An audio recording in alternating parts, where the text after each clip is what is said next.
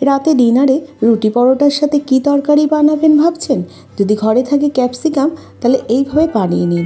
খুব কম সময়ে কম উপকরণে বানিয়ে নেওয়া যায় এই রেসিপিটা। তাহলে চলুন রেসিপিতেই চলে যাওয়া যাক। আলু, ক্যাপসিকাম আর পেঁয়াজ সব সবজিকেই লম্বা লম্বা করে কেটে নিয়েছি। কড়াইতে সর্ষের তেল দিয়ে তেলটা গরম করে নিয়ে লম্বা লম্বা করে কেটে রাখা আলুটাকে প্রথমে ভেজে নেব। গ্যাসের ফ্লেমটা হাইতে করে দিয়ে 4 থেকে 5 মিনিট সময় ধরে আলুটাকে ভেজে নিলাম। আলু ভাজার সময় নুন হলুদ কিছুই ব্যবহার করিনি। আলুটাকে তুলে নেওয়ার পরে ক্যাপসিকাম আর পেঁয়াজটাকেও ভেজে নেব।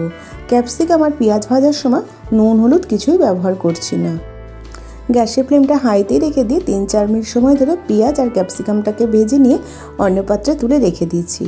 ওই কড়াইতে আরেকটু তেল দিয়ে দিলাম, ফোড়নে দিয়ে দিলাম গোটা জিরে আর একটা বড় সাইজের পেঁয়াজ গ্রেটারে গ্রেট করে নিয়েছি, সেই পেঁয়াজটা দিয়ে দিলাম।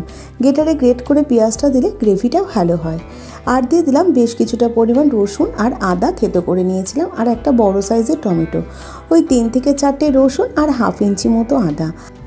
ভালো করে কষিয়ে নিয়ে 2টো কাঁচা লঙ্কা, জিরে গুঁড়ো, হলুদ গুঁড়ো, পরিমাণ মতো নুন, কাশ্মীরি লাল লঙ্কার গুঁড়ো দিয়ে সামান্য জল দিয়ে মশলাটাকে ভালো করে কষিয়ে নিচ্ছি। গ্যাসের ফ্লেমটা লোতেই রেখেছি। মশলাটাকে সুন্দর করে কষিয়ে নেওয়ার পরে ভেজে রাখা আলুগুলো দিয়ে দেবো। আলুটাকে দিয়েও গ্যাসের ফ্লেমটা মিডিয়ামে রেখে আরও 3 থেকে 4 মিনিট সময় ধরে কষিয়ে নেব। এতে তরকারির স্বাদটা ভালো হয়। আলুটাকে ভালো করে কষিয়ে নেওয়ার পর পেঁয়াজ ক্যাপসিকামটাকে দিয়েও 1 থেকে 1.5 মিনিট কষিয়ে নিচ্ছি।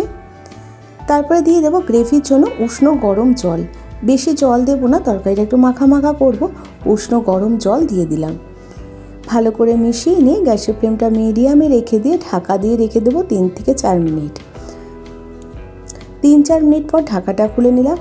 আলুটা সেদ্ধ হয়ে গেছে, একটু জল জল রয়েছে, তাই গ্যাসের ফ্লেমটা হাইতে করে দিয়ে জলটাকে একটু শুকিয়ে নিয়ে বেশ কিছুটা ধনেপাতা দিয়ে আর একটু জলটাকে শুকিয়ে নিয়ে তারপরে হাফ চামচ গরম মশলা গুঁড়ো দিয়ে দিলাম। হাফ চামচ না, হাফ চামচের থেকেও একটু কম।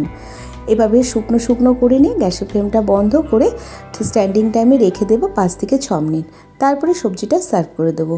রুটি পরোটার সাথে কিন্তু অপূর্ব সুন্দর লাগে। একবার বানানোর অনুরোধ রইল।